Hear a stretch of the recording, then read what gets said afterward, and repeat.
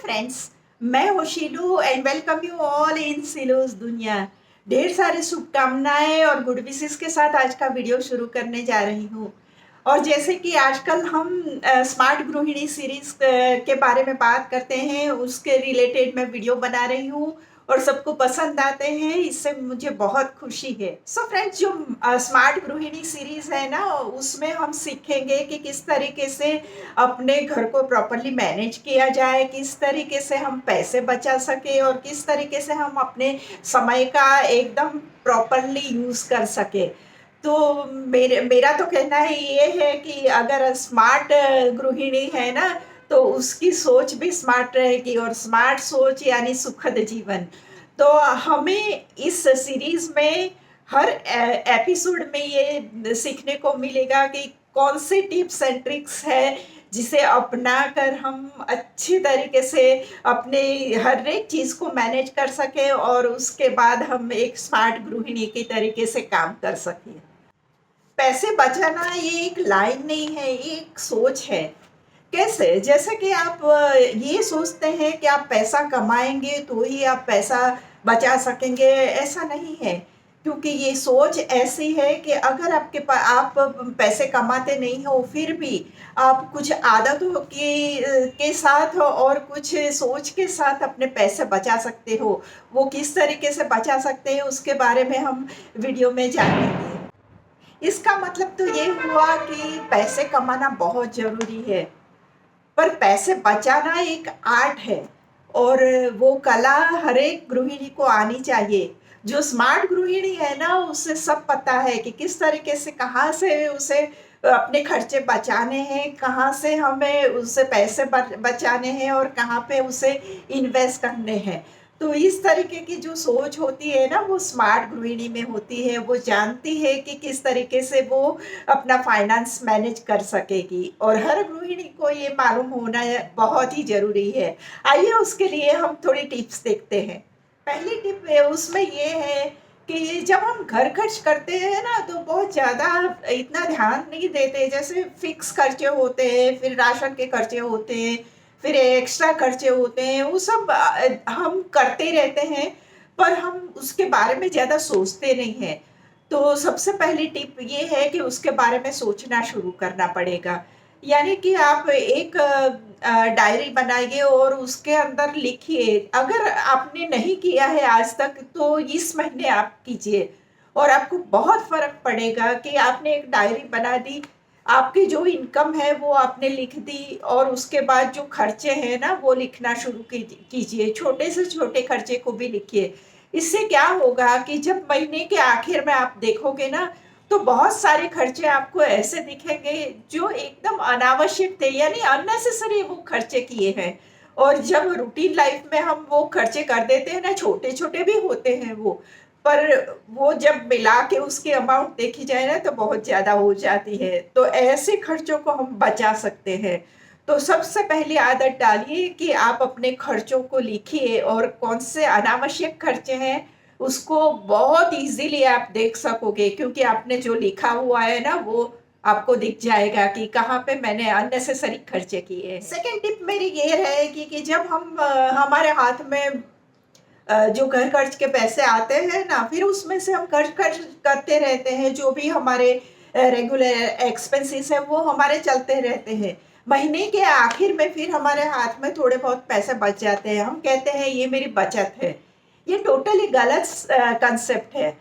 आप अगर बचत करना चाहती हैं, तो आपको फिक्स अमाउंट आपके मन में फिक्स करनी पड़ेगी कि 2000 रुपये मुझे इस महीने बचाने ही हैं। तो आपने जो भी आपका घर खर्च है, उसकी जो अमाउंट है, उसमें से 2000 रुपये पहले निकाल के एक साइड पे रखने हैं। तो ये बचत बनेगी और फिर आप जो भी आपके पास पैसे बचते हैं, उसे ही आप घर खर्च समझिए और उसमें से फिर खर्चे करते रहिए और उसी में आपको जो भी करना है ना, वो सब भी खर्चे करने हैं। तो आपको क्लियर होगा कि मेरे पास पैसे इतने हैं और खर्च मुझे इतने ही करने हैं। तो 2000 रुपये जो आपने सोचे थे, वो अलग से रखे हैं, वो आपकी बचत है। ये नहीं कि आपके महीने के आखिर में जो पैसे आपके हाथ में बचे हैं, उसे आप अपनी बचत कहोगे। ये इस तरीके से बचत नहीं की जाती।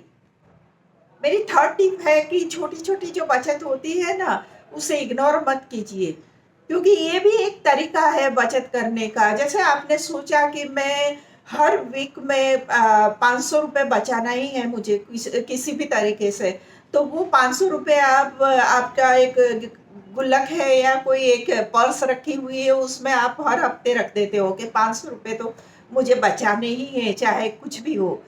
तो इस तरीके से आप बचा सकते हैं। कई बार ऐसा भी होता है कि अननेसेसरी हम अरे ये तो 20 ही रुपया है ना, दे दो। तो ₹20 निकाल दिए, कभी ₹50 निकाल दिए, ये छोटी-छोटी अमाउंट होती है।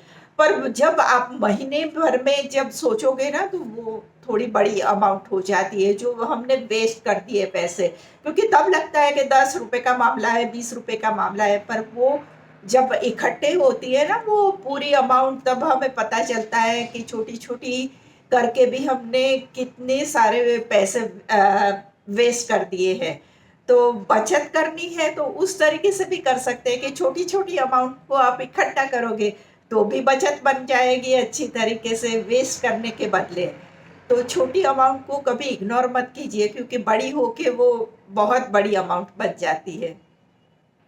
फिर नेक्स्ट टिप मेरी ये रहेगी कि चाहे कुछ भी आप शॉपिंग करने जा रहे हो, ये नहीं है कि हर बार आप अपने ही लिए शॉपिंग करते हो। तो जैसे ग्रोसरी शॉपिंग करने गए या फिर आप सब्जी मंडी गए या फिर फ्रूट्स लेने गए, कुछ भी चीज़ें हो सकती है। पर जो आपकी ज़रूरत की चीज़ें हैं ना, उसको लिस्ट बना के जाइए।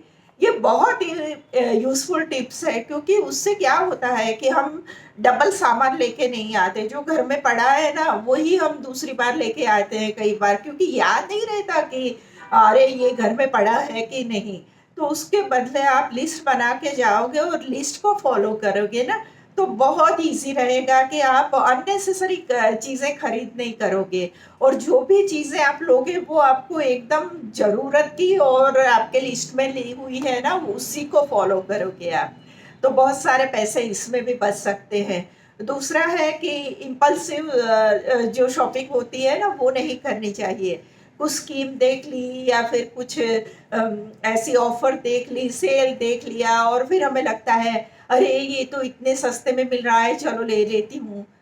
तब ज़रूरत नहीं है, पर कभी तो ज़रूरत हो जाएगी, तब मुझे यूज़फुल रहेगा। तो आपके पैसे वहाँ पे है ना ब्लॉक हो जाते हैं। तो सेल है या ऑफ़र है, वो तो बार-बार आती ही रहने वाली है। तो इम्पल्सिव शॉपिंग नहीं करना चाहिए। ये भी बहुत अच्छे तरीके से आपके पैसे बचाएँगी। सो फ्रेंड्स, जो स्मार्ट गृहिणी होती है ना, वो अपने पैसों पर बहुत एकदम शार्प नज़र रखती है।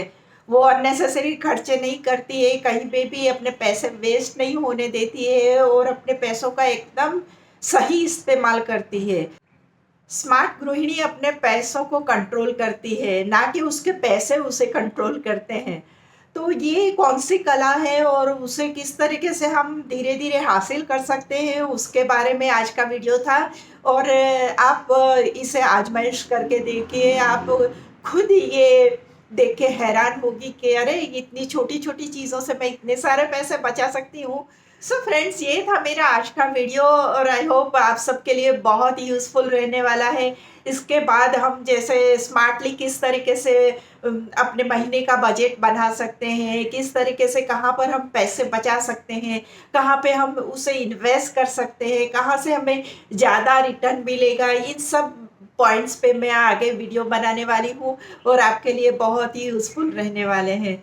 सो फ्रेंड्स, अगर आपको मेरे वीडियो पसंद है तो प्लीज़ मेरे चैनल को सब्सक्राइब कीजिए, लाइक कीजिए, शेयर कीजिए और मिलते हैं अगले एपिसोड में। कुछ अच्छा-सा डिस्कशन करेंगे, एक अच्छा-सा पॉइंट्स लेके। तब तक के लिए बाय बाय।